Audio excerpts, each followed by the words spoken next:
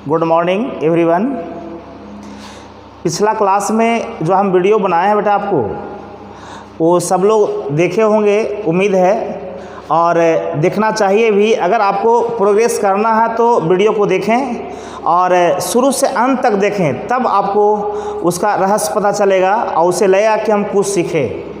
तो पिछला क्लास के जो वीडियो बनाए थे उसमें एक लड़का का कमेंट्स आया था कि सर हमको वन वाला समझ में नहीं आता है, चाहे कोंधारी वन हो या पतझड़ वन हो या सदाबहार वन हो, इस तरह से और भी वन हैं ध्यान देंगे। वो पूछता है आपको, तो लड़का कमेंट्स किया था कि वन के बारे में सर एक बताइए। तो आपको शुरू में ही हम बोले थे कि बेटा आपका फरमाइश जो होगा हर संभव हम पूरा करेंगे। तो आज हम बताने जा रहे हैं आपको, हम इससे भी क्वेश्चन बहुत सारे पूछे गए हैं, आपको लास्ट में बताएंगे। इससे भी क्वेश्चन पूछता है कि कौन से वृक्ष किस प्रकार के वन में आते हैं। आपको कौन से वृक्ष, जैसे पूछेगा कि महोगनी किस प्रकार के वन में आते हैं, फिर पूछेगा शीशम किस प्रकार के वन में आते हैं, फिर पूछेगा कि चीड़ किस प्रकार के वन में आते हैं, फिर पूछेगा कैजरीना किस प्रकार के वन में आते हैं। तो हम उम्मीद करते हैं कि बहुत सारे लोग फंसेंगे, तो हम प्रयास करेंगे कि आप लोग को इस तरह से समझाएं कि आपको आसानी से समझ में आ जाए। तो चलिए आज के क्लास में हम आपको बताने जा रहे हैं कि आपको वन के प्रकार, या भारत में वन लिखिए, ध्यान देंगे, कोई दिक्कत नहीं है। वन के प्रकार या भारत की वनस्पतियां या भारत में वन, सब एक ही चीज़ है, इसमें सब आ जाएगा आपका। तो आपको हम जो टॉपिक बताने जा रहे हैं, ध्यान देंगे, आपको वन के प्रकार या भारत में जो भी वन पाई जाती हैं और वो वन कहाँ पाई जाती हैं, सारा, और वन में किस प्रकार के वृक्ष पाए जाते हैं, ये सारी बातें इस वीडियो में हम बताएंगे आपको, हम ध्यान देंगे। तो सबसे पहले तो आपको हम बता दें कि वन कहते हैं किसको। ऐसे सबको पता है, आपको हम क्लियर कर दें बेटा कि वन किसको कहते हैं। जब गौर से सुनिएगा तो कहा जाता है कि जब पेड़ पौधे या ढेर सारे पेड़ पौधे एक जगह आच्छादित हो जाते हैं, माने जन्म जाते हैं या वहाँ पर उत्पन्न होते हैं, तो वो बड़ा होकर के जिस क्षेत्र का निर्माण करते हैं वही वन कहलाता है।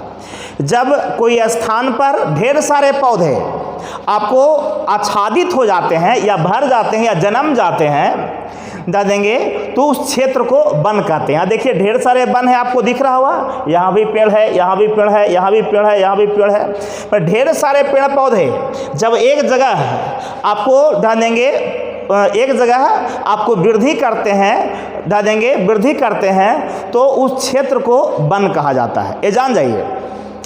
एक चीज और क्लियर करेंगे बेटा कि आपको वन के विकास के लिए सरकार ने भी कई बार नीति बनाई, पॉलिसी।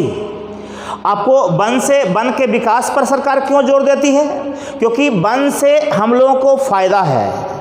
आपको सरकार वन के विकास के लिए आपको कदम क्यों उठाती हैं, तो आपको क्लियर कर दें कि वन से हमें फ़ायदा है। हमें क्या कि पूरी दुनिया को फ़ायदा है। क्या फ़ायदा है? एक तो वन जो है पर्यावरण को संतुलित करता है। जो सबको पता है कि पर्यावरण को संतुलित करने में, पर्यावरण का मतलब समझते हैं आप, पर्यावरण को संतुलित करने में आपको ये भूमिका निभाती है वन। न कहते पेड़ पौधा लगाओ, जानेंगे, न तो बहुत परेशानी होगी मानव को। अगर पेड़ पौधा न रहे तो हो सकता है सांस लेने में भी दिक्कत हो, लोगों को कई तरह की परेशानियाँ होंगी। तो वन जरूरी है। आपको इतना ही नहीं, वन से हमको लकड़ी मिलती है, उस लकड़ी का प्रयोग विभिन्न कार्यों में करते हैं, जैसे गेट बनाने में, खिड़की बनाने में, बेंच बनाने में, कुर्सी बनाने में, पोडियम बनाने में, डॉट और चीज़ बनाने में। तो लकड़ी का प्रयोग बहुत तरह से है, तो लकड़ी से हमको फ़ायदा है, ये सबको पता है। तो वनों, सरकार भी चाहती है कि वनों का विकास हो, इसके लिए सरकार नियम बनाई है। ये सबको पता है कि आपको देश की आज़ादी के पहले, ये सबको पता है, देश के आज़ादी के पहले अंग्रेज़ों का शासन था। ये जानते हैं आप, देश के आज़ादी के पहले अंग्रेज़ों का शासन था। तो अंग्रेज़ों के शासन काल में भी सबसे पहले जो वन नीति बनाई थी, वन नीति बनी थी वनों के विकास के लिए, नियम बना था वनों के विकास के लिए, वो बना था 1894 ईस्वी में। क्वेश्चन पूछा गया, या रखेगा, ध्यान देंगे, अंग्रेज सब भारत में सबसे पहले आपको भारत में सबसे पहले आपको वनों के विकास के लिए आपको वन नीति कब बनी, तो इसका जवाब होगा 1894। इसका जवाब होगा 1894। ध्यान देंगे, यानी वन नीति बनी 1894 में। सबको पता है, ये जानते हैं। एक क्वेश्चन पूछा गया, सबसे पहले भारत में वनों के विकास के लिए जो नियम बना, कब बना? 1894 में। अंग्रेजों ने बनाया। कौन बनाया? अंग्रेजों ने। सबको पता है, जान जाइए, इसमें कोई लफड़ा नहीं है वो। चलिए, बहुत खूब। ऐसे जॉर्ज एल्गिन थे उसमें अंग्रेजी शासक। 1894 में सबसे पहले वन नीति बनी। जब देश आज़ाद हुआ हम लोग का 1947 में, तो आज़ादी के बाद, ठीक बाद, भारत में वनों के विकास के लिए नीति बनी 1852 में। क्वेश्चन बनते जा रहा है, सबको समझिएगा। देश स्वतंत्र भारत में पहली बार, या देश की आज़ादी के बाद पहली बार वनों के विकास के लिए नीति कब बनी? तो 1852। और ऐसे कई बार बनी है, और अंतिम बार भारत में अभी तक लास्ट में जो वनों के विकास के लिए नीति बनी है, वो बनी है आपको 1988 में। 1952 है बेटा, है 1988 ईस्वी में, या 1952 है, ध्यान देंगे। क्योंकि देश आज़ाद हुआ 1947 में, आज़ादी के बाद 1952 में सबसे पहली बार वन नीति बनी, और अंतिम बार अभी तक के इतिहास में जो वन नीति बनी है 1988 में। ध्यान देंगे, 1988 में जो वन नीति बनी, ध्यान देंगे, वनों के विकास के लिए जो नियम बना, उसमें कहा गया कि यदि पर्यावरण को या वातावरण को संतुलित रखना है, ध्यान देंगे कि जो हमारे अनुकूल हो, माने वातावरण में रहने में कोई दिक्कत नहीं हो, यदि वातावरण को अनुकूल रखना हो, तो भारत में जितने भी हिस्से हैं उसके 33% भूभाग पर वन लगाया जाए। बात को समझ गए? ध्यान देंगे, इसी समय आप लोग सब पढ़ोगे कि पर्यावरण को या वातावरण को संतुलन बनाए रखने के लिए कुल भूमि का कितने % भूभाग पर वन होना अनिवार्य है, तो 33%। ये भी क्वेश्चन पूछा गया, सब पूछा गया, याद रखिएगा। तो 33% भाग पर वन होना चाहिए। लेकिन जानते हैं आज के डेट में हमारे यहाँ वन का जो प्रतिशत है 24.39%। ध्यान देंगे, अभी वर्तमान में भारत के कुल क्षेत्र पर ध्यान देंगे, कुल क्षेत्र के कितने % भाग पर? 24.39% भूभाग पर वन है। 24.39% भूभाग पर वन है, जबकि वातावरण को संतुलन बनाए रखने के लिए कितना चाहिए? 33%। और 33% की बात किस वन नीति में कही गई? 1988 में। क्लियर? तो गौर करेंगे। और ये भी बता दें, ये तो भारत में वन का प्रतिशत है, पूरे विश्व में वन का प्रतिशत है 26.66%। पूरे विश्व में देखा जाए तो पूरे विश्व में जितना एरिया है उसके 26.66% भूभाग पर आपको वन है। अगर भारत में कहें कि भारत के कुल क्षेत्रफल का कितना % भूभाग पर वन है, तो हम कहेंगे 24.39% पर आपको वन है। क्लियर? सब क्वेश्चन पूछा गया बेटा, ध्यान देंगे। आपको हम मैक्सिमम क्वेश्चन बताने जा रहे हैं। आपको हम बता दें, अगर क्वेश्चन पूछे कि आपको भारत के किस राज्य में सबसे ज़्यादा वन है, बात को समझिएगा, भारत के किस राज्य में सबसे ज़्यादा वन पाई जाती हैं, तो आपका आंसर होगा MP, यानी मध्य प्रदेश। याद रखिएगा, ये सबसे ज़्यादा भूभाग में। लेकिन प्रतिशत के हिसाब से देखा जाए तो सबसे ज़्यादा आपको मिजोरम में। दो तरह का क्वेश्चन हो गया, बहुत फंसेंगे लोग। बता देंगे, अगर क्वेश्चन करें कि जितना एरिया है उसके ज़्यादा भूभाग पर बता देंगे आपको, भारत में सबसे ज़्यादा भूभाग पर वन कहाँ है, तो MP कहेंगे, गौ करेंगे। इसलिए MP को वनों वाला राज्य भी कहा जाता है। लेकिन प्रतिशत के मामले में इसका मतलब समझेंगे, मान लो बेटा MP इतना एरिया में फैला हुआ है, तो इसके इतना % भाग पर वन है। ये आपको मान लो कि ये 20 कट्ठा है। कितना है? 20 कट्ठा। ध्यान देंगे, ये एरिया 20 कट्ठा में है। ध्यान देंगे, गौ करेंगे। और मिजोरम तो छोटा है, सबको पता है। तो मिजोरम ध्यान देंगे, ये 20 कट्ठा भूभाग पर ये फैला हुआ है, इतना एरिया में। इतना एरिया का इसका मिजोरम के एरिया इतने बराबर, तो इसका अधिकांश भाग वन से घिरा हुआ है। दोनों अंतर समझिएगा। तो प्रतिशत के हिसाब से कहे तो सबसे ज़्यादा वन पाई जाती हैं मिजोरम में, लेकिन ऐसे जनरल पूछे कि आपको सबसे ज़्यादा वन आपको किस राज्य में है, तो कहेंगे एमपी में। लेकिन प्रतिशत के हिसाब से कहेगा तो आंसर होगा मिजोरम। ये हो गया घटक राज्य। संशासित राज्य कहेगा यूनियन टेरिटरी, नाम सुनोगे।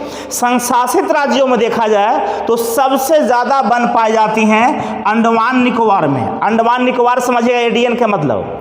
संशासित राज्यों में देखा जाए तो सबसे ज़्यादा वन अंडमान निकोबार में जानेंगे क्षेत्रफल में, लेकिन प्रतिशत के हिसाब से देखा जाए तो सबसे ज़्यादा लक्षद्वीप में वन पाई जाती हैं और इसका परसेंट है 90%। कितना परसेंट? 90%।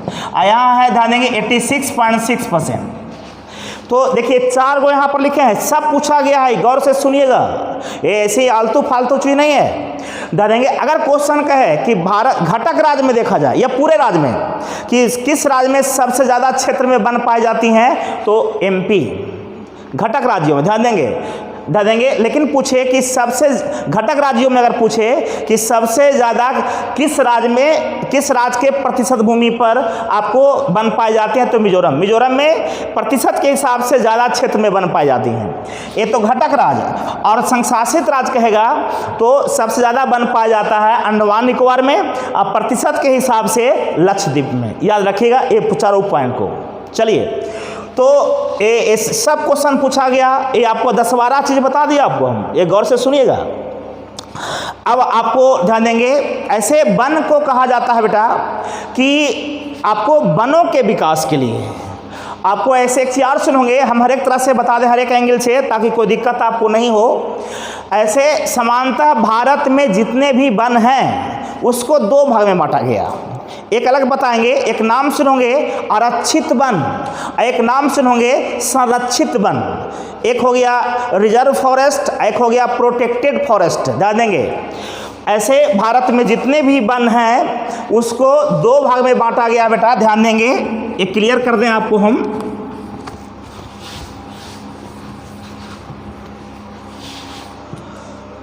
भारत में जितने भी वन हैं उसको 2 भाग में बांटा गया। वन को फॉरेस्ट कहते हैं, सबको पता है। आपको गौ करेंगे तो 2 भाग में बांटा गया। एक है आरक्षित वन, नाम सुनोगे कहीं लिखल देखे होंगे, आरक्षित वन, रिजर्व या रिजर्व फॉरेस्ट। एक होता है बेटा संरक्षित वन, आरक्षित वन और संरक्षित वन। ये हो गया प्रोटेक्टेड फॉरेस्ट, प्रोटेक्टेड फॉरेस्ट। ध्यान देंगे, अब आपको हम बता दें कि आरक्षित वन किसको कहेंगे और संरक्षित वन किसको कहेंगे। तो वैसा वन जिस पर सरकार का पूर्ण नियंत्रण हो, वैसा वन जिस पर सरकार का गवर्नमेंट का पूर्ण नियंत्रण हो, यानी फुल्ली कंट्रोल हो, लेकिन जानेंगे फुल्ली कंट्रोल हो, लेकिन इस वन में स्थानीय मानव का प्रवेश वर्जित हो। किस लिए? जैसे जंगल में स्थानीय जो लोग होते हैं, जहाँ जंगल है वहाँ के आसपास के लोग या तो अपने मवेशी को चराते हैं, मवेशी माने जानवर, या तो वहाँ से लकड़ी काटते हैं, ध्यान देंगे लकड़ी चुनते हैं। तो गौ करेंगे, सबको पता है कि अगर मान लिया कि बिहार शरीफ में वन है तो आसपास के लोग यहाँ पर जानवर भी चला सकते हैं जंगल में या वन में, और लकड़ी भी चुन सकते हैं, काट सकते हैं। लेकिन यहाँ पर बता दें कि आरक्षित वन में मानव प्रवेश या स्थानीय मानव, लोकल स्थानीय मानव का प्रवेश वर्जित होता है। ध्यान देंगे, ताकि वो अपने मवेशी को वन में न चरा सके और वन में लकड़ी को काट न सके। माने इसमें आपको सरकार आरक्षित वन उसको कहेंगे कि जिस वन पर सरकार का पूर्ण नियंत्रण हो और उसमें स्थानीय मानव का प्रवेश वर्जित हो, आरक्षित वन। संरक्षित वन, इसमें भी सरकार का नियंत्रण होता है, लेकिन इसमें स्थानीय मानव का प्रवेश होता है। माने इस प्रकार के वन में स्थानीय लोग समझते हो जहाँ जंगल उसके आसपास के लोग अपने मवेशी को चरा सकते हैं, यहाँ लकड़ी भी चुन सकते हैं, लकड़ी भी काट सकते हैं। ये है संरक्षित वन। तो आपको ये दोनों समझ में आगे होगा कि आरक्षित वन किसको कहते हैं और संरक्षित वन किसको कहते हैं। क्लियर? तो ये क्लियर हो गया कि वैसा वन जिस पर सरकार का पूर्ण नियंत्रण हो और जिसमें स्थानीय मानव का प्रवेश वर्जित हो, ध्यान देंगे उसे आरक्षित वन, और वैसा वन जिसमें सरकार का पूर्ण नियंत्रण हो और वहाँ पर मानव प्रवेश हो, मानव अपना मवेशी को चरा सकता है, वहाँ लकड़ी चुन सकता है, वैसे वन को सुरक्षित वन कहते हैं। आरक्षित वन, सुरक्षित वन, समझ गए? क्लियर? ऐसे आपको हम बता दें, एक नाम सुनोगे प्राकृतिक वन, एक नाम सुनोगे प्राकृतिक वन, ये समझिएगा आप लोग। प्राकृतिक वन किसको कहते हैं? Natural forest. देखिए बहुत ऐसे भी होते हैं कि बहुत सारे मानव पेड़ लगाते हैं, उससे भी वन बन सकता है, लेकिन कुछ जंगल ऐसे हैं, वन माने जंगल, जहाँ पर अपने आप पेड़ पौधे उग गए, को उसमें मानव का हस्तक्षेप नहीं है। कुछ ऐसे भी जंगल हैं जहाँ पर कोई मानव वहाँ पर पेड़ को नहीं रोपा, ध्यान देंगे अपने आप, बहुत सारा देखते होंगे कि अपने आप पेड़ पौधा उग जाता है, तो ध्यान देंगे तो अपने आप प्रकृति के द्वारा ध्यान देंगे पेड़ पौधा उग गया हो ढेर सारा, और जो जंगल बना या वन बना वही है प्राकृतिक वन। मैंने प्राकृतिक वन में मानव का हस्तक्षेप नहीं होता है, यानी मानव की भूमिका नहीं होती है, वो प्राकृतिक वन हो गया, जिसको प्रकृति ने बनाया, अपने आप पेड़ पौधा जन्म गया, ध्यान देंगे तो प्राकृतिक वन समझ गए होंगे। और जो मानव वन बनाया उसको मानवीय वन कहते हैं, मानवीय वन, ध्यान देंगे। अब देखिए भारत में जो प्राकृतिक वन है, प्राकृतिक वन समझ गए होंगे आप लोग कि जिसको प्रकृति ने बनाया, जिस वन के पेड़ पौधे अपने आप उग गए, अपने आप उनमें वृद्धि हो गई, ध्यान देंगे अपने आप विकास हुआ, उसमें मानव का हस्तक्षेप नहीं हुआ, वैसे वन को हम कहते हैं प्राकृतिक वन। तो भारत में जितने भी प्राकृतिक वन है बेटा, उसको कई भागों में बांटा गया है, ध्यान देंगे। भारत में जितने भी प्राकृतिक वन हैं, बात समझिएगा, आपको भारत में जितने भी प्राकृतिक वन हैं, ये समझेंगे प्राकृतिक वन, उसको कई भागों में बांटी गई हैं, यहाँ ध्यान देंगे। तो प्राकृतिक वन को कई भागों में बांटी गई हैं, ये देखिएगा। इस प्राकृतिक वन में आपको देखेंगे एक नाम सुनोगे सदाबहार वन, एवरग्रीन फॉरेस्ट, बहुत आसान चीज़ है बेटा, सदाबहार वन। बहुत से जो कन्फ्यूज़ करते हैं, कन्फ्यूजन को तोड़ डालेंगे अगर आप गौर से सुनेंगे तो। सदाबहार वन, दूसरा नाम सुनोगे पर्णपाती वन, पर्णपाती, पर्णपाती वन। तीसरा सुनोगे पर्वतीय वन, पर्वतीय वन। चौथा सुनोगे मरुस्थलीय वन, मरुस्थलीय वन। और सुनोगे ज्वारीय वन। इसमें कई नाम और हैं, बताएंगे, गौर करेंगे। तो प्राकृतिक वन समझ गए कि जिस वन का विकास प्रकृति के द्वारा हुआ, तो वन का विकास पेड़ पौधा से होता है, तो पेड़ पौधा अपने आप जन्म गया, अपने आप उसका विकास हुआ।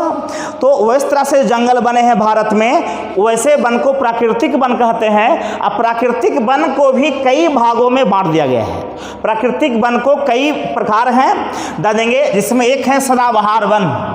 आपको क्लियर कर दें कि अब सदाबहार वन किसको कहेंगे, पर्णपाती वन किसको कहेंगे, पर्वतीय वन किसको कहेंगे, मरुस्थलीय वन किसको कहेंगे, ज्वारीय वन किसको कहेंगे, आपको आसानी से हम समझाने जा रहे हैं। ध्यान देंगे, इस सबको पता है कि वनों का विकास कई कारक पर निर्भर करता है, कई बात पर निर्भर करता है। ध्यान देंगे, सबको पता है कि वनों के विकास के लिए चाहिए वर्षा, क्लियर है। वनों के विकास के लिए चाहिए ताप, वनों के विकास के लिए चाहिए मिट्टी, वनों के विकास के लिए चाहिए आपको समुद्र से दूरी। देंगे वनों के विकास में देंगे, सबको पता मिट्टी की भूमिका है कि नहीं, ना देखते कि ये मिट्टी में पेड़ पौधा कम बढ़ता है, कोई मिट्टी में पेड़ पौधा ज़्यादा बढ़ता है। तो वनों के विकास में मिट्टी की भी भूमिका है बेटा। ताप का भी, टेम्परेचर न कहता कि आज बहुत टेम्परेचर बढ़ा हुआ है, हो सकता है तो वर्षा बारिश होगी, तो आपको हम बता दें तब बारिश हो गई तो पेड़ पौधा का विकास होगा। तो एक चीज़ क्लियर कर दें कि आपको वन के विकास के लिए यानी पेड़ पौधा के विकास के लिए आपको कई फैक्टर्स हैं, कई कारक हैं, देंगे। उसमें कारक देंगे, एक पहला कारक है वर्षा। दूसरा है ताप, टेम्परेचर, अनुभव हो रहा होगा। अगर बारिश नहीं हो, वर्षा नहीं हो, क्या पेड़ पौधा का विकास होगा? पेड़ पौधा का जब विकास नहीं होगा तो वन का विकास नहीं होगा, वन नहीं बनेगा। तो ये स्पष्ट है कि वनों के विकास के प्रमुख कारक हैं आपको वर्षा, ताप, मिट्टी और एक तरह समुद्र से दूरी भी, समुद्र से दूरी या समुद्र तल से दूरी, ठीक है।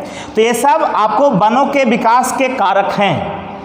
चलिए आपको क्लियर कर दें। इसी के आधार पर ऐसे आपको सबको पता है, ये आप जानते हैं कि भारत में विभिन्न प्रकार की स्थलाकृतियाँ पाई जाती हैं। भारत में विभिन्न प्रकार की स्थलाकृतियाँ पाई जाती हैं। आपको कहीं पठार है, कहीं मैदान है, कहीं आपको नदी है, कहीं समुद्र है, जानेंगे सबको पता है। आपको ये सबको जानते हैं कि भारत में विभिन्न प्रकार की स्थलाकृतियाँ पाई जाती हैं। पर्वत, पठार, मैदान, नदी पाई जाती है ना वो। तो कोई ऊंचा पर है, कोई नीचा पर है। और ये भी जानते हैं कि ऊंचाई बढ़ने के साथ साथ तापमान में कमी होती है। ऊंचाई बढ़ने के साथ साथ तापमान में कमी होती है। तब तापमान जब अप डाउन होगा, यानी कम और ज़्यादा होगी, तो निश्चित है कि आपको वर्षा प्रभावित होगा, वर्षा की मात्रा, यानी वर्षा की मात्रा प्रभावित होगा तो वन का विकास प्रभावित होगा, क्योंकि वन के विकास में भूमिका निभाती है वर्षा भी, ताप भी। तो बात को समझिएगा। तो ये आपको हम बता दें, सबको पता कि भारत में विभिन्न प्रकार की स्थलाकृतियाँ, स्थल पर जो आकृति है, जैसे पर्वत, पठार, मैदान, जानेंगे ये सबको पता है। कहीं ज़्यादा ऊंचा है, कहीं ज़्यादा नीचा है, इस प्रकार की स्थलाकृतियाँ हैं। इसलिए आपको पता होना चाहिए विभारत को भौगोलिक विविधताओं का देश भी कहा जाता है। भौगोलिक विविधताओं डाइवर्सिटी है, जानेंगे ज्योग्राफिकल डाइवर्सिटी भी कह सकते हैं हम लोग। जानेंगे विविधता क्यों? क्योंकि अलग अलग प्रकार की स्थलाकृतियाँ पाई जाती हैं। इसलिए आपको भौगोलिक विविधता वाले देश किसको कहा गया? भारत को क्वेश्चन पूछा गया। जितना स्थलाकृतियाँ यहाँ पाई जाती हैं उतना कोई दूसरा कंट्री में नहीं पाई जाती हैं। ये बात को समझिएगा। तो अब देखेंगे सदाबहार वन, प्राकृतिक वन को कई भागों में बांटा गया है। अब जानेंगे, ये सबको पता है, एक पिछला वीडियो में हम बताए थे आपको अक्षांश और देशांतर के बारे में। जो पीछे वीडियो देखे होंगे उनको जरूर समझ में आएगा। आपको हम बताए थे बेटा, जानेंगे अक्षांश देशांतर आपको पता होना चाहिए। ये विषुवत रेखा बताए थे, जानेंगे इसके 27 डिग्री उत्तर, 27 डिग्री उत्तरी अक्षांश और 27 डिग्री दक्षिणी अक्षांश, दोनों बताए थे हम। याद कीजिए, आप बात को याद रखेंगे। अगर कुछ याद होगा, पिछला जो मेरा वीडियो है अक्षांश देशांतर का देखेंगे, पता चल जाएगा। ये सबको पता है 0 डिग्री ये विषुवत रेखा है, इधर 27 डिग्री उत्तरी अक्षांश है, ऐसा 27 डिग्री दक्षिणी अक्षांश है। तो विषुवत रेखा से 27 डिग्री उत्तर और 27 डिग्री दक्षिण अक्षांश का जो बीच का क्षेत्र है, इस बताया तो उस वीडियो में हम किसको कहते हैं? उष्णकटिबंधीय क्षेत्र है। क्या कहते हैं? उष्णकटिबंधीय क्षेत्र इसको कहते हैं। इसको कहते हैं बेटा उष्णकटिबंधीय क्षेत्र। याद कीजिए, उष्णकटिबंधीय क्षेत्र। गौर करेंगे, अक्षांश देशांतर कहाँ खींची हुई है? पृथ्वी पर। तो पृथ्वी पर विषुवत रेखा से 27 डिग्री उत्तर, 27 डिग्री दक्षिण के बीच का जो क्षेत्र है उसको कहा जाता है उष्णकटिबंधीय क्षेत्र है। गौर करेंगे, इस क्षेत्र में काफ़ी गर्मी पड़ती है, ये सबको पता होगा, जानते भी होंगे। अब पिछला क्लास में हम बताए भी थे। तो गौर करेंगे, तो अब आपको हम बता दें, तो सदाबहार वन क्यों कहते हैं, किसको कहते हैं? जानेंगे, यानी कह सकते हैं कि वैसा वन जो सालों भर या सदा हरा भरा रहता हो। हरा भरा क्यों रहता है वो भी हम बताने जा रहे हैं आपको हम। ऐसा अंग्रेजी में कहते हैं एवरग्रीन फॉरेस्ट, सदा हरा भरा क्यों रहता है बता दें। तो क्योंकि सदाबहार वन जिस क्षेत्र में पाए जाते हैं, आपको हम बता दें कि भारत के किस क्षेत्र में पाए जाते हैं और दुनिया के किस क्षेत्र में, वो बता देंगे आपको हम। जानेंगे, ये तो निश्चित है कि सदाबहार वन ऐसे जानते होंगे। एक यहाँ पर इसलिए बताए थे कि उष्णकटिबंधीय क्षेत्र में काफ़ी टेम्परेचर होता है, ताप ज़्यादा होता है। क्यों? क्योंकि इस क्षेत्र में सूर्य की किरणें लंबवत पड़ती हैं। आपको हम क्लास में ऐसे ही बोलते रहते हैं बेटा कि पृथ्वी के जिस क्षेत्र पर सूर्य की किरणें लंबवत पड़ती हैं, यानी खड़ी, वर्टिकल ध्यान देंगे खड़ी पड़ती हैं उस क्षेत्र में गर्मी ज़्यादा पड़ती है। क्या आपको पता है? ध्यान देंगे पृथ्वी के जिस क्षेत्र में पृथ्वी के जिस क्षेत्र पर सूर्य की किरणें लंबवत पड़ती हैं वहाँ पर गर्मी ज़्यादा पड़ती हैं, और गर्मी ज़्यादा पड़ेगी तो बारिश होगी, सबको पता है। ऐसे भी गांव की बोलचाल की भाषा में सुनते होंगे आज बहुत गर्मी किए हुए है, आज वर्षा होगी, अनुमान लगाते हैं लोग। तो ध्यान देंगे तो ये उष्णकटिबंधीय क्षेत्र में टेम्परेचर ज़्यादा होता है। क्यों? क्योंकि इस क्षेत्र में सूर्य की किरणें लंबवत पड़ती हैं, तो टेम्परेचर ज़्यादा होता है तो वर्षा भी ज़्यादा होती है। और जब वर्षा होती है तो इस क्षेत्र में पेड़ पौधा हरा भरा रहता है। क्लियर? ध्यान देंगे तो सदाबहार वन आपको कह सकते हैं कि उष्णकटिबंधीय क्षेत्र में पाई जाएंगी। सदाबहार वन किस क्षेत्र में पाई जाएंगी? उष्णकटिबंधीय क्षेत्र में। ध्यान देंगे तो इसलिए इसको आपको उष्णकटिबंधीय सदाबहार वन भी कहा जाता है, या सदाबहार उष्णकटिबंधीय वन भी कहा जाता है। इसलिए सदाबहार वन को उष्णकटिबंधीय बात को समझिएगा, सदाबहार वन भी कहा जाता है। उष्णकटिबंधीय क्यों? क्योंकि इस प्रकार के वन उष्णकटिबंधीय क्षेत्र में पाई जाती हैं। ध्यान देंगे सबको पता है सदाबहार वन क्योंकि सालों भर हरा भरा दिखाई देते हैं। क्यों? क्योंकि इस प्रकार के वन में जो पेड़ पौधे पाए जाते हैं सभी पेड़ पौधे की पत्तियां एक बार नहीं गिरती हैं। जैसे बात को समझिएगा, अगर सब पेड़ पौधा की पत्ती गिर जाए तो हरा भरा लगेगा, अरे हरा भरा की पहचान तो पत्ती से ही करते हैं ना। गौ करेंगे सदाबहार वन यानी सालों भर हरा भरा और किस कारण से लगता हो बता दें। इस प्रकार के वन में जितने प्रकार के पेड़ पौधे पाए जाते हैं उसकी पत्तियां एक बार नहीं गिरती हैं, एक बार नहीं गिरती है। मान लिया जाए कि यहाँ पर 20 गो पेड़ है तो 20 में 2 पेड़ का पत्ती गिरती है। ध्यान देंगे 2 पेड़ का पत्ती गिरी, लेकिन 18 पेड़ में तो पत्ती है। लेकिन जब ये 2 पेड़ में पत्ती गिरती है फिर फूजने लगती हैं यानी जन्म जाती हैं तो फिर 2 पेड़ की पत्ती गिरेगी। यानी स्पष्ट है कि अल्टरनेट इस प्रकार के वन में पेड़ की पत्तियां गिरती हैं। इसलिए आपको सभी पत्ती एक बार गिर जाता तो हरा भरा नहीं लगता, माने अल्टरनेट गिरती हैं, इसलिए इस प्रकार के वन को सदाबहार वन कहते हैं। तो सदाबहार वन समझ गए। सदाबहार वन कहाँ पाए जाएंगे? उष्णकटिबंधीय क्षेत्र में। भारत का कुछ हिस्सा उष्णकटिबंधीय क्षेत्र में पड़ता है। उष्णकटिबंधीय का विस्तार है आपको 0 से 23, और जानवे करता हूँ कि भारत का अक्षांशीय विस्तार है 8 डिग्री 4 मिनट से 37 डिग्री 6 मिनट, यानी ये देखिए 0 से लेकर 8 डिग्री 30 में आ जाएगा। यहाँ पर भारत भी उष्णकटिबंधीय क्षेत्र में है बेटा। ध्यान देंगे तो भारत का जो उष्णकटिबंधीय क्षेत्र है ध्यान देंगे वहाँ पर सदाबहार वन पाए जाते हैं। ध्यान देंगे वहाँ पर आपको काफ़ी वर्षा होती है। और एक चीज़ और बता दें, सदाबहार वन के पेड़ पौधों की खासियत ये तो निश्चित है कि ये उष्णकटिबंधीय क्षेत्र में पाए जाएंगे।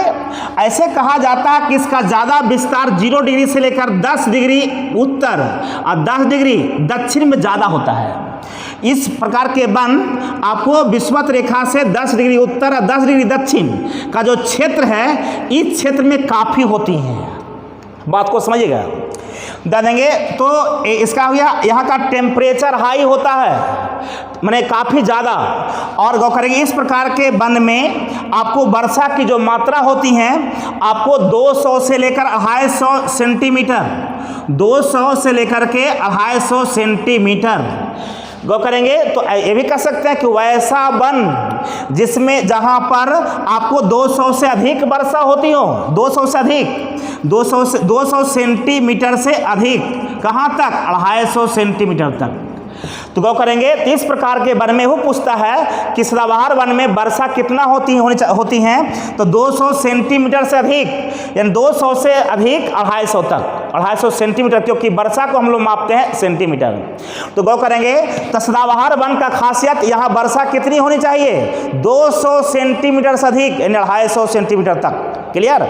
इस प्रकार के वन में जो पेड़ पौधे पाए जाते हैं बहुत लंबी लंबी, अगर कोई क्वेश्चन पूछे कि इतना वन है सब में तो पेड़ पौधा पाया जाएगा, लेकिन सबसे लंबी वृक्ष अगर कहीं पाई जाएंगी तो पाया जाता है सदाबहार वन में। क्यों? क्योंकि इस प्रकार के वन में पेड़ पौधे पेड़ पौधे सूर्य के प्रकाश को पाने के लिए, सूर्य के प्रकाश, सूर्य तो ऊंचा है, उसके प्रकाश को पाने के लिए ऊपर की ओर उठते हैं, बढ़ते हैं, जानेंगे। तो लंबी लंबी किसके कारण हो जाती हैं? सूर्य के प्रकाश को प्राप्त करने के लिए, याद रखिएगा। तो सबसे लंबे जो पेड़ पौधे पाए जाते हैं किस प्रकार के वन में? सदाबहार वन में। इस प्रकार के वन काफ़ी घने होते हैं, माने इस प्रकार के वन में पेड़ पौधे सटे सटे होते हैं। सबसे ज़्यादा घने वन जो होते हैं कौन वन? सदाबहार वन। कौन वन? सदाबहार वन।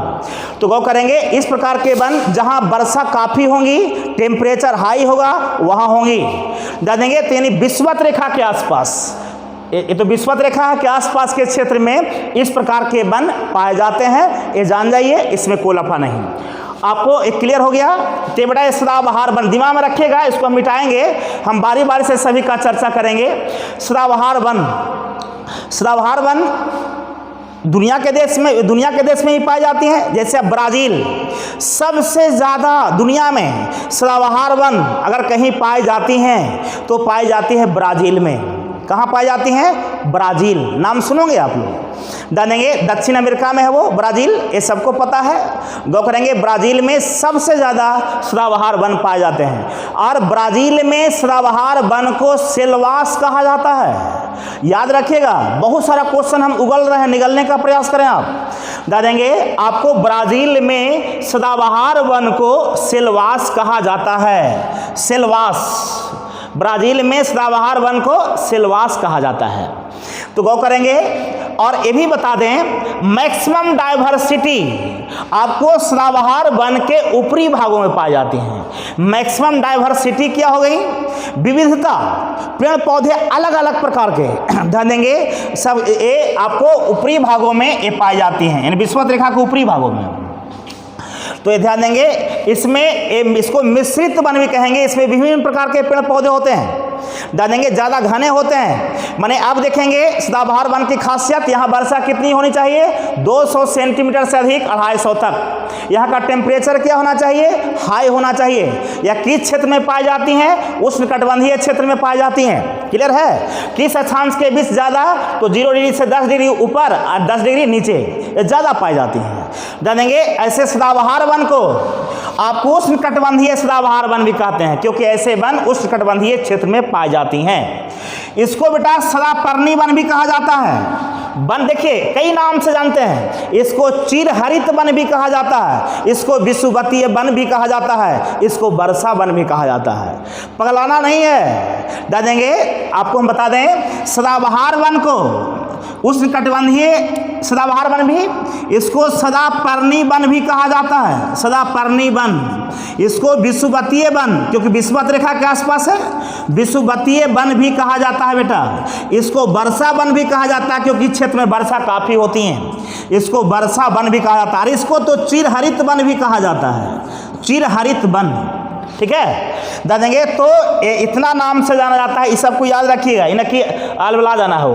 तो सदाबहार वन को उष्णकटिबंधीय सदाबहार वन, सदापर्णी वन, विषुवतीय वन, वर्षा वन, चिरहरित वन, चिरहरित वन सदा हरा भरा कहा जाता है। तो सदाबहार वन को इतना नाम से जाना जाता है, जानेंगे। तो दुनिया में सबसे ज़्यादा सदाबहार वन पाई जाती हैं ब्राज़ील, अमेजन नदी घाटी के आसपास ब्राज़ील के क्षेत्र में, जहाँ पर इसको सेल्वास कहा जाता है। क्लियर?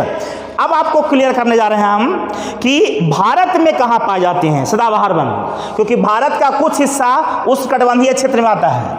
आपको हम दिखाने जा रहे हैं बेटा, गौर से सुनिएगा।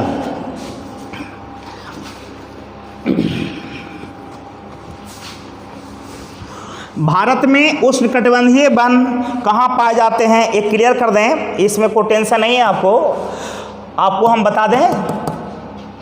भारत में उष्णकटिबंधीय वन कहाँ पाए जाते हैं बता रहे हैं आपको। चलिए, सबको पता है कि इंडिया का मैप है बेटा आपका, इसको कहा जाता है, ये ध्यान देंगे, एक गुजरात है, सबको इंडिया का मैप पढ़े होंगे। एक गुजरात है बेटा, गुजरात से लेकर के केरल तक, ये समझिएगा, ये केरल तट है। गुजरात से लेकर केरल तक इसको सबको पता है कि पश्चिमी घाट कहा जाता है। सबको पता है, जान जाइए। ये बेटा गुजरात है, यहाँ केरल है। इंडिया का मैप देखे होंगे तो जरूर जानते होंगे कि गुजरात से लेकर के केरल तक के तट को पश्चिमी घाट कहा जाता है, पश्चिमी घाट जानेंगे, ये सबको पता है। और इधर जानते होंगे कि इधर आपको अरब सागर है, आपको याद होगा इधर कौन सागर है, अरब सागर। गौर से सुनिएगा, इधर बेटा अरब सागर है, जानेंगे तो अरब सागर तो पानी होंगी। और आपको पता होगा कि यह है बंगाल की खाड़ी, ये क्या है, बंगाल की खाड़ी, यहाँ भी पानी है, ये बंगाल की खाड़ी है, सबको पता होगा। इधर हिंद महासागर है, कौन महासागर, हिंद महासागर, नीचे नीचे हिंद महासागर है। आपको हम बता दें, आप पढ़े होंगे यहाँ से जो मानसूनी हवा निकलती है, मानसूनी हवा जो वर्षा करवाती है, बारिश करवाती हैं, आपको मानसूनी हवा कहाँ से निकलती है, अरब सागर से। तो यहाँ से जो मानसूनी हवा, ये आप सीधे ही जान जाएं कि मानसूनी हवा जहाँ पर रुकेंगी वहाँ बारिश होगी, मानसूनी हवा जहाँ रुकेंगी वहाँ बारिश होगी। और आपको हम बता दें कि मानसूनी हवा कहाँ से निकलती है, अरब सागर से। तो यहाँ से बेटा जो मानसूनी हवा निकलती है वो दो भागों में बढ़ जाती है। एक तो ध्यान देंगे, यहाँ की मानसूनी हवा इस क्षेत्र में पड़ेंगी, यहाँ भी पहाड़ है, सह्याद्री पर्वत का नाम सुनोगे, सह्याद्री, ऐसे पश्चिमी घाट को सह्याद्री पर्वत भी कहा जाता है समानतः, नाम सुनोगे, भी क्वेश्चन पूछा गया। जो पश्चिमी इंडिया के पश्चिम में नहीं यार, ये पश्चिमी घाट है बेटा, जो कि गुजरात से लेकर के केरल तक फैला हुआ है। ये पश्चिमी घाट को सह्याद्री पर्वत के नाम से भी जाना जाता है। अब यह पर्वत है तो यहाँ से मानसूनी हवा निकलती होंगी तो इसको रोकती होंगी, तो जब रोकेंगी तो यहाँ वर्षा होंगी, क्योंकि पहले बता चुके हैं कि मानसूनी हवा जहाँ रुकेंगी, जहाँ रुकेंगी वहाँ पर बड़े पैमाने पर भारी वर्षा, जिसको मूसलाधार वर्षा भी कहते हैं, होंगी। तो ये सबको पता है। यहाँ से जो मानसूनी हवा निकलती है उसको दक्षिण पश्चिम मानसूनी हवा कहते हैं। क्यों कहते हैं, यहाँ से अरब सागर से जो, क्योंकि बेटा इंडिया को अगर मापोगे, डायरेक्शन देखो बेटा, तो इधर उत्तर है, इधर कौन है, उत्तर, और नीचे क्या है, दक्षिण, इधर क्या है, पूरब, इधर क्या है, पश्चिम। तो इस डायरेक्शन को क्या कहेंगे आप, दक्षिण पश्चिम। अगर गौर से देखते होंगे, गौर करेंगे, स्पष्ट है ये दक्षिण है, पश्चिम है, और इसके बीच के क्षेत्र को क्या कहेंगे, दक्षिण पश्चिम। तो ये दक्षिण पश्चिम भाग से, इनमें जो अरब सागर है, यहाँ से जो हवा निकलती है मानसूनी हवा, उसको दक्षिणी पश्चिमी मानसूनी हवा भी कहते हैं, जो कि यही हवा सबसे ज़्यादा भारत में बारिश करवाती हैं, वर्षा करवाती हैं। वो कैसे बता रहे हैं आपको। तो सबसे पहले पश्चिमी घाट से टकराती है मानसूनी हवा, जानेंगे, और यहाँ पर इस तट पर ज़बरदस्त बारिश करवाती हैं। तो काफ़ी वर्षा हो रही है, मैंने यहाँ पर 200 सेंटीमीटर से अधिक वर्षा होती है। और आपको हम बता दिए कि जहाँ पर 200 सेंटीमीटर से अधिक वर्षा होती है वहाँ पर सदाबहार वन पाए जाते हैं। क्लियर। तो भारत में इस क्षेत्र में आपको पाए जाते हैं। और आपको पता है कि यहाँ से मानसूनी हवा हिंद महासागर होते, बंगाल खाड़ी होते हुए, ये आपको मेघालय में सबको पता है गारो खासी जयंतिया पहाड़ी है। ये सबको पता है बेटा, मेघालय में गारो खासी जयंतिया क्या है, पहाड़ी है। ये पहाड़ी से टकराती है। देखिए कुछ मानसूनी हवा यहाँ से चल करके अरब सागर से चल करके हिंद महासागर होते हुए, बंगाल की खाड़ी होते हुए, ये आपको मेघालय में गारो खासी जयंतिया पहाड़ी है, उस पहाड़ी से टकराती है और उसको रोक लेती हैं हवा को, तो वहां भी वर्षा। ऐसे भी जानते होंगे कि भारत में सबसे ज्यादा वर्षा अगर कहीं होती है तो कहां होती है, तो मेघालय में। मेघालय में भी कहां, तो मासिन राम में। क्वेश्चन पूछा गया है, पहले चेरापूंजी था वो मेघालय में ही था, बात समझ गए। तो भी क्वेश्चन पूछा गया बेटा कि मेघालय में किस पहाड़ी के कारण वर्षा होती है, तो आप कहेंगे गारो खासी जयंतिया। या भी क्वेश्चन पूछे कि गारो खासी जयंतिया पहाड़ी कहाँ पाई जाती है, तो मेघालय। तो मेघालय में वर्षा ज़्यादा क्यों होती है, क्योंकि ये पहाड़ी अरब सागर से निकलने वाली आपको दक्षिणी पश्चिमी मानसूनी हवा को रोकती हैं। क्लियर। तो यहाँ भी वर्षा होती है, यहाँ भी वर्षा 200 सेंटीमीटर से अधिक होती है। तो गौर करेंगे, तो इसका मतलब है कि जहाँ पर 200 सेंटीमीटर से अधिक वर्षा पाया जाए वहाँ पर कौन वन पाया जाएगा, सदाबहार वन। तो आपको बता दें बेटा, तो सदाबहार वन यहाँ भी पाए जाते हैं। यानी आपको उत्तर पूर्वी भाग, यहाँ पर आपको असम में, मेघालय में, मणिपुर में, नागालैंड में दे देंगे, कुछ आपको बंगाल खाड़ी में भी दे देंगे, यहाँ पर आपको सदाबहार वन पाए जाते हैं। यानी भारत में सदाबहार वन कहाँ पाया गया, ये पश्चिमी घाट पर और भारत के उत्तरी पूर्वी भाग पर। भारत के उत्तरी पूर्वी भाग। तो ये भी दिमाग रखिए कि भारत के किस क्षेत्र में सदाबहार वन पाए जाते हैं, तो क्या कहेंगे आपको, सह्याद्री पर्वत जिसको पश्चिमी घाट भी कह सकते हैं, और आपको असम में, मेघालय में, नागालैंड में, ध्यान देंगे मणिपुर में, इस क्षेत्र में आपको सदाबहार वन पाए जाते हैं। क्लियर। चलिए, और आपको बता दें, आपको पश्चिमी घाट में आपको सदाबहार वन को सोलास कहा जाता है, वहाँ सेलवास था। पश्चिमी घाट में सदाबहार वन को सोलास वहाँ सेलवास था, आपको ध्यान देंगे सोलास कहा जाता है, सोलास। क्लियर। तो गौर करेंगे। और अब आपको हम बताने जा रहे हैं कि इस प्रकार के वन में किस प्रकार के पेड़ पाए जाते हैं। तो इसका उदाहरण है बेटा, यहाँ पर एगो पेड़ का नाम सुनोगे, एगोनी महोगनी,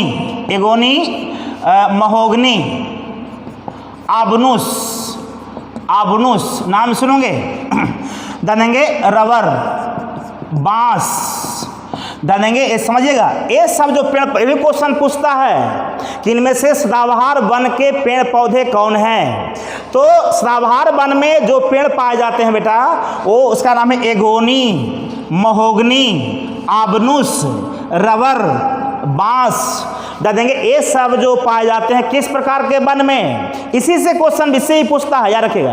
तो इसको चाट जाना है, ध्यान देंगे, निगल जाना है आपको, इसमें कोई लफड़ा नहीं है, ध्यान देंगे, सबको पता है। क्लियर।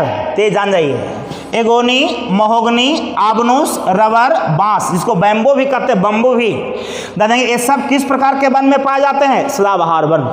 तो सदाबहार वन हम उम्मीद करते हैं कि बेटा आप समझ गए होंगे, इसमें कोई लफड़ा नहीं है। सदाबहार वन में सबसे ज़्यादा जैव विविधता पाई जाती है, ये मिश्रित वन है, विभिन्न प्रकार के पेड़ पौधे पाए जाते हैं। सबसे ज़्यादा घना होता है, देंगे, सबसे ज़्यादा क्या होता है, घना होता है। यहाँ बारिश कितना 200 सेंटीमीटर से अधिक होती है। सबसे ज़्यादा सदाबहार वन कहाँ पाए जाते हैं, तो ब्राज़ील में सदाबहार वन को क्या कहते हैं, सेलवास कहते हैं। आपको भारत में सबसे ज़्यादा सदाबहार वन कहाँ पाई जाती हैं, तो सह्याद्री पर्वत यानी पश्चिमी घाट और उत्तर पूर्वी भारत में, देंगे। सबको पता है सह्याद्री पर्वत पर आपको सदाबहार वन को क्या कहा जाता है, तो सोलास कहा जाता है। क्लियर। तो सदाबहार वन भी कई नामों से जाने जाती हैं, ये क्लियर हो गया होगा। सदाबहार वन को सदापर्णी वन, विषुवतीय वन, चिरहरित वन, वर्षा वन, देंगे, उष्णकटिबंधीय सदाबहार वन भी कहा जाता है। क्यों कहा जाता है ये बता चुके। चलिए, ये हो गया सदाबहार वन।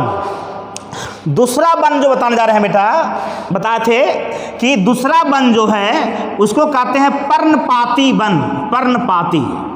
पर्णपाती वन याद रखेंगे। दूसरा वन है पर्णपाती, जिसको पतझड़ वन भी कहें। पर्णपाती वन कहिए, पतझड़ वन कहिए, इसको मानसूनी वन कहिए, सब एक चीज़ है, अलबलाने की जरूरत नहीं है। सब एक चीज़ है बेटा, आपको कोई टेंशन की जरूरत नहीं है। और गौर करेंगे, सबको पता है। और जो सदाबहार वन में पेड़ पौधे होते हैं उसकी लकड़ी कठोर होती है। लकड़ी क्या होती है, कठोर। लकड़ी क्या होती है, कठोर। सदाबहार वन। अब देखेंगे दूसरा पर्णपाती वन। पर्णपाती वन किसको कहेंगे, पर्णपाती वन का दूसरा नाम है पतझड़ वन, और मानसूनी वन भी इसको कहते हैं। क्लियर है। तो ये नाम पर्णपाती या पतझड़ जब वन इसमें आते हैं, ध्यान देंगे, इसकी विशेषता क्या है और ये कहाँ पाई जाती है, सारा चीज़ बताएंगे। तो पतझड़ वन उस क्षेत्र में पाई जाती हैं जहाँ पर वर्षा आपको 70 सेंटीमीटर से लेकर के आपको 200 सेंटीमीटर तक होती हैं।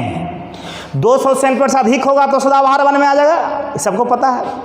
आपको पर्णपाती वन या पतझड़ वन उस क्षेत्र में पाई जाती हैं जहां वर्षा 70 सेंटीमीटर से लेकर के आपको 200 सेंटीमीटर तक होती हैं। क्लियर है।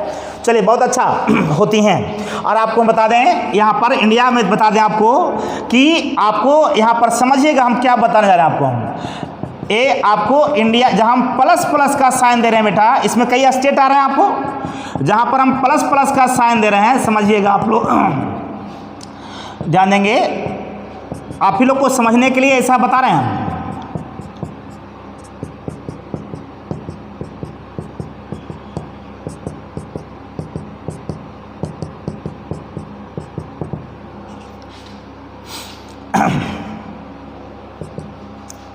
आपको ध्यान देंगे, पतझड़ वन, कौन वन, पतझड़ वन। आपको पतझड़ वन आपको जो पाई जाती है भारत के जिन क्षेत्रों में, वो है उत्तर प्रदेश, मध्य प्रदेश, इसमें उत्तर प्रदेश भी आ गया, उत्तर प्रदेश, ये जो पाए जाते हैं उत्तर प्रदेश, मध्य प्रदेश, महाराष्ट्र, छत्तीसगढ़, जानेंगे तेलंगाना, जानेंगे ये सब क्षेत्रों में आपको ये बिहार, ध्यान देंगे झारखंड। तो गौर करेंगे इस सब क्षेत्रों में आपको कहा जाता है कि 70 सेंटीमीटर से लेकर के 200 सेंटीमीटर वर्षा होती है, इसलिए यहाँ पर जो वन पाए जाते हैं वो वन है पतझड़ वन। और आपको ये भी क्लियर कर दें कि पतझड़ वन इसको इसलिए कहा जाता है कि यहाँ पर ध्यान देंगे ऐसे वन में एक ही प्रकार के पेड़ पौधे पाए जाते हैं। सदाबहार वन में विभिन्न प्रकार के पेड़ पौधे थे, यहाँ पर एक ही प्रकार के पेड़ पौधे एक ही जगह ढेर सारे रहते हैं और सब की पत्ती एक बार झड़ जाती हैं और झड़ती है पानी के संरक्षण के लिए। आप समझिए यहाँ पर आपको इस प्रकार के वन में जो पेड़ पाए जाते हैं सभी की पत्तियां एक बार झड़ जाती है, गिर जाती है, इसलिए इसको पतझड़ वन भी कहते हैं।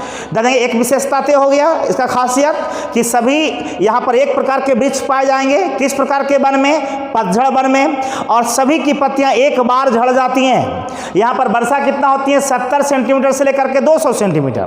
और इस प्रकार के वन में जो पेड़ पौधे पाए जाते हैं वो कीमती होते हैं, कीमती, जानेंगे जिसका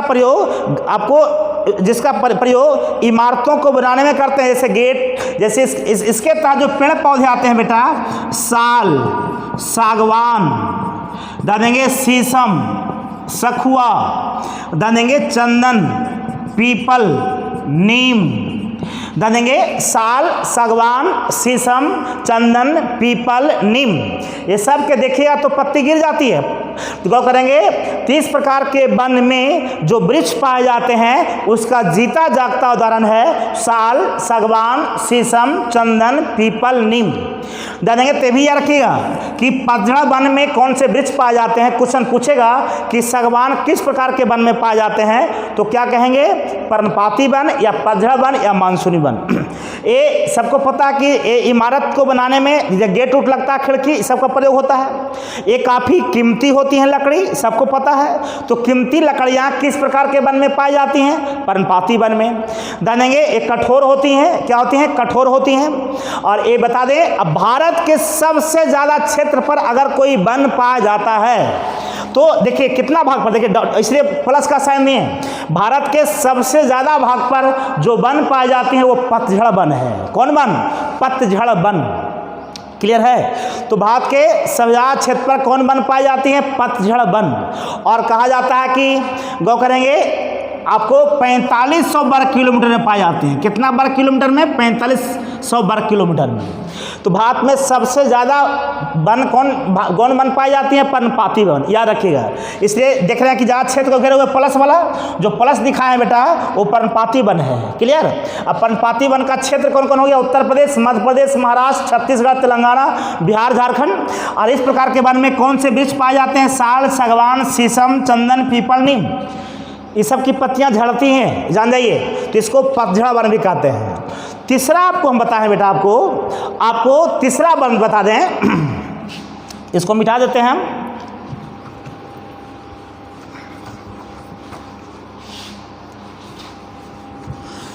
तीसरा प्रकार का जो वन है बेटा आपका, उसको बोलते हैं कोनधारी, कोनधारी या शंकुधारी या पर्वतीय वन, एक ही चीज़ है, या पर्वतीय वन। जानेंगे कोनधारी, शंकुधारी या पर्वतीय वन, ये ध्यान देंगे। और सबको पता है इसको कोनधारी, कौन अंग्रेजी शब्द है, इसको हिंदी में कहते हैं शंकु, जानते होंगे।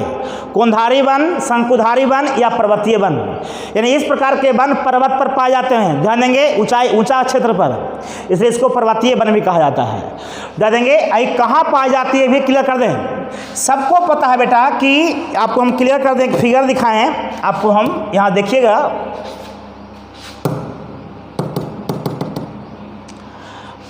उसको खाली इसको देखिएगा, प्लस को नहीं देखिएगा। ये जो डीप रेड है इंडिया का ऊपरी भाग है, जम्मू कश्मीर, हिमाचल प्रदेश, उत्तराखंड, ध्यान देंगे सिक्किम, अरुणाचल प्रदेश तक ये फैली हुई है, सबको पता है।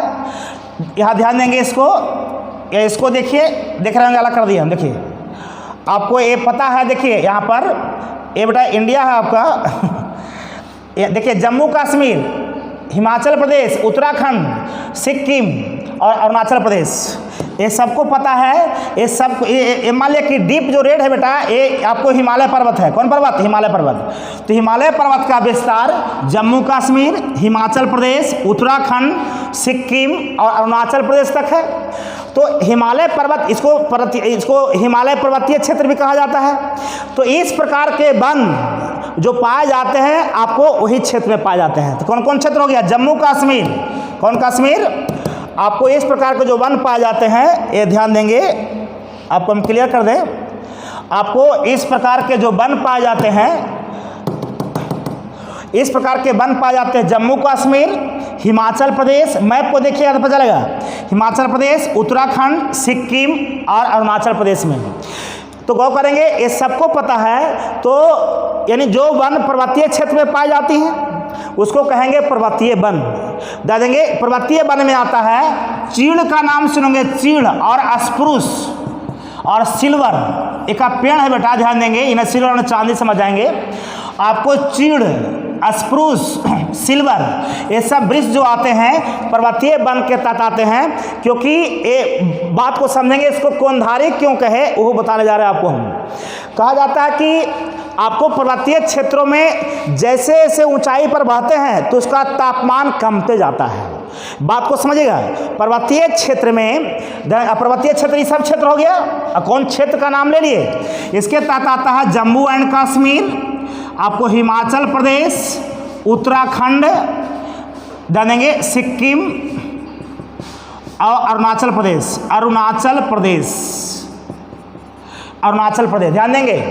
तो ऐसा पर्वतीय क्षेत्र में आप, क्योंकि यानी हिमालय का विस्तार जो जो राज्य में है, जानेंगे उन क्षेत्रों में जो वन पाई जाती हैं उसको कहा गया पर्वतीय वन।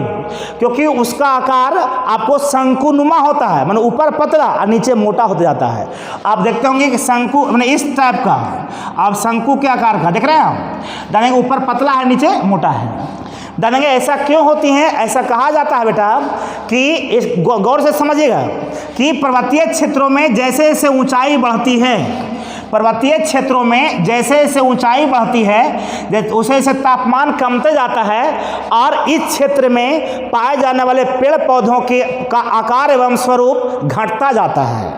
आकार एवं स्वरूप घटता जाता है जैसे ऊपर जाते हैं। आपको मान लिया जाए कि पर्वत के निचला भाग में हम लोग हैं, नीचे सबसे नीचे, तो यहाँ पर टेम्परेचर आपको 20 डिग्री सेंटीग्रेड है, तो यहाँ 18 है, यहाँ पर 15 है, यहाँ पर 8 है, यहाँ 0 है, और ऊपर जाएंगे तो माइनस में हो जाएगा। ऊपर जाएंगे तो क्या चीज़ माइनस में हो जाएगा। यानी अभी बताए कि पर्वतीय क्षेत्रों में जैसे जैसे ऊंचा पर जाते हैं उसका टेम्परेचर घटता जाता है। तो एक टेम्परेचर ऐसा भी आएगा जहाँ पर टेम्परेचर माइनस में हो जाएगा। टेम्परेचर माइनस में हो जाएगा तो निश्चित है कि वहाँ पर बर्फबारी होगी। क्या होगी? बर्फबारी। तो कहा जाता है कि बर्फबारी होती है, पर ज़्यादा ध्यान देंगे बर्फ पाती हैं, इसलिए कहता है कि पेड़ पौधे उसके अनुकूल बन जाते हैं। और देखिए यहाँ ढलदार रहता है कि यहाँ पर बर्फ गिरेगा तो बर्फ मैंने उसको खिसक करके कह सकते हैं नीचे चला है। आपको बर्फ गिरेगा तो तिरछे है बेटा, तो ये ढालनुमा है, यानी स्लॉप बना हुआ है, तो कह सकते हैं कि बर्फ पड़ेगी तो नीचे से सर जाएगा। क्योंकि इस पर बर्फ ढके रहेगा तो पेड़ पौधा का विकास नहीं होगा। इसलिए कहता है कि इस क्षेत्र में जो पेड़ पौधे उस क्षेत्र के जलवायु के अनुकूल ढल जाते हैं, इसलिए ऊपरी भाग नुकीला हो जाता है और निचला भाग फैल जाता है, जो देखने में आपको शंकु के आकार का लगता है। और शंकु का आकार का लगता है कौन? वन। तो इसलिए इस प्रकार के वन को शंकुधारी वन भी कहते हैं। जानेंगे तो शंकुधारी वन में चीड़ का पेड़ देखिए इस प्रकार का होगा, स्प्रूस का पेड़ देखिए इस प्रकार का होगा। तो शंकुधारी वन या कोंधारी वन में जो पेड़ पौधे पाए जाते हैं उसका जीता जागता उदाहरण है चीड़, स्प्रूस। ये भी क्वेश्चन पूछता है कि चीड़ किस प्रकार के वन के उदाहरण है, तो हम कहेंगे कोंधारी। कोंधारी को शंकुधारी पर्वतीय वन भी कहते हैं।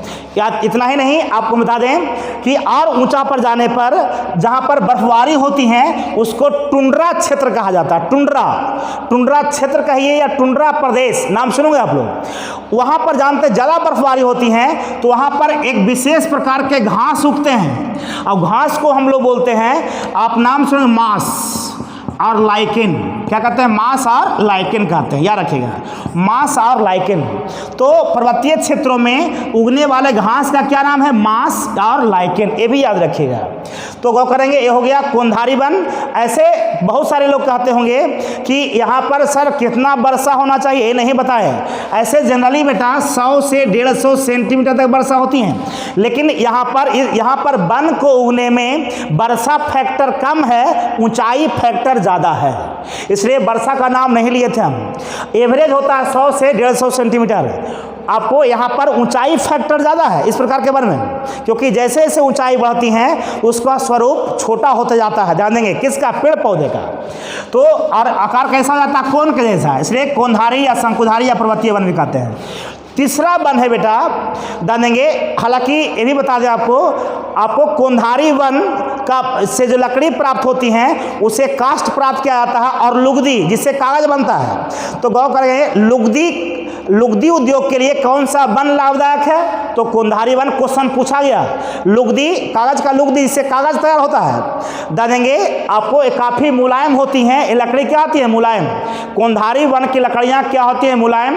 देंगे, और इसका प्रयोग आपको काष्ठ उद्योग यानी काठ उद्योग और लुगदी उद्योग में भी किया जाता है। क्वेश्चन पूछा गया कि लुगदी उद्योग में किस प्रकार के वन की लकड़ी का प्रयोग किया जाता है? तो कोंधारी वन। अब बेटा आपको हम बताने जा रहे हैं, ध्यान देंगे, यहाँ पर समझिएगा। एक है कोंधारी वन, अगला जो हम बोलने जा रहे हैं आपको, हम उसको बोलते हैं शुष्क वन। क्या बोलते हैं? शुष्क वन। चौथा जो हो गया आपका, तीसरा जो भी हो, शुष्क वन। शुष्क वन को मरुस्थलीय वन भी कहा जाता है, इसको मरुस्थलीय वन भी कहा जाता है। आपको इसको मरुस्थलीय वन भी कहा जाता है, और इसको तो दे देंगे, इसको तो झाड़ीनुमा वन भी कहा जाता है। तो शुष्क वन कहिए या मरुस्थलीय वन कहिए, एक ही चीज़ है, याद रखेंगे, झाड़ीनुमा वन। कहता है कि ये वहाँ पर पाई जाती है जहाँ पर वर्षा कम हो, ये वहाँ पर पाई जाती है जहाँ वर्षा कम होती है। शुष्क मतलब सूखा हुआ। देंगे मरुस्थलीय वन आपको सबसे ज़्यादा देंगे कहाँ पाई जाएंगी? जहाँ पर वर्षा की मात्रा कम हो। देंगे यहाँ पर 70 सेंटीमीटर से कम वर्षा होती है। यह भी कह सकते हैं कि जिस क्षेत्र में आपको 70 सेंटीमीटर से आपको कम वर्षा होती है, आपको 70 सेंटीमीटर से कम वर्षा होती है, उस क्षेत्र में जो वन पाए जाते हैं वो वन मरुस्थलीय वन कहलाते हैं। अब सोच सकते हैं कि भारत में आपको मरुस्थलीय वन कहाँ पाया जाएगा? वर्षा कम कहाँ होती है? राजस्थान और गुजरात के एरिया में, ये सबको पता है। और आपको हम क्लियर कर दें बेटा,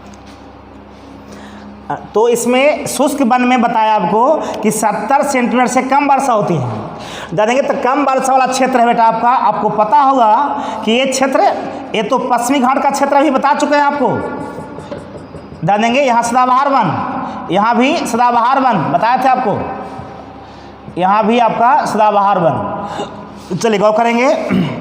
और अभी बताया कि इस क्षेत्र में, इधर से ले लीजिए, आपको इस क्षेत्र में बताए हम, यहाँ पर जो वन पाया गया, कौन वन? यहाँ पर जो वन पाया गया, इसके पहले बताया बेटा आपको पर्वतीय वन। कौन वन? पर्वतीय। अब देखेंगे शुष्क वन की चर्चा कर रहे हैं, तो ये आपका सबको पता है कि गुजरात है, राजस्थान है। तो गुजरात और राजस्थान में जो वन पाए जाते हैं वो मरुस्थलीय वन कहा जाता है, उसको शुष्क वन भी कहेंगे। क्यों कहेंगे ये समझ में आ गया होगा, क्योंकि आपको यहाँ पर 70 सेंटीमीटर से कम वर्षा होती है। तो जिस क्षेत्र में 70 सेंटीमीटर से कम वर्षा होती है उसको मरुस्थलीय वन कहते हैं। इसमें इस प्रकार के वन में जो पेड़ पाए जाते हैं वो अंकेसिया, खेजड़ी, कैक्टस, बबूल, नागफनी, नाम सुने आप लोग? बबूल, नागफनी, कीकर, कीकर, खैर, पाम्स, ध्यान देंगे इस प्रकार के डेली। तो गौर करेंगे यहाँ पर समझिएगा कि मरुस्थलीय वन में जो पेड़ पौधे पाए जाते हैं उसका उदाहरण है अंकेसिया, खेजड़ी, कैक्टस, बबूल, नागफनी, कीकर, खैर, पाम्स, डेली। जानेंगे ये सब पेड़ पौधे हैं। इस प्रकार के पेड़ पौधे आपको मरुस्थलीय वन में पाए जाती हैं। कहाँ पाई जाती हैं? मरुस्थलीय वन। मरुस्थलीय वन जहाँ पर 70 से कम वर्षा होती है। मरुस्थलीय वन की एक विशेषता ये भी है बेटा कि इस प्रकार के वन में जो पेड़ पौधे पाए जाती हैं उसकी पत्तियाँ बहुत छोटी होती हैं लेकिन जड़ बहुत लंबी होती हैं।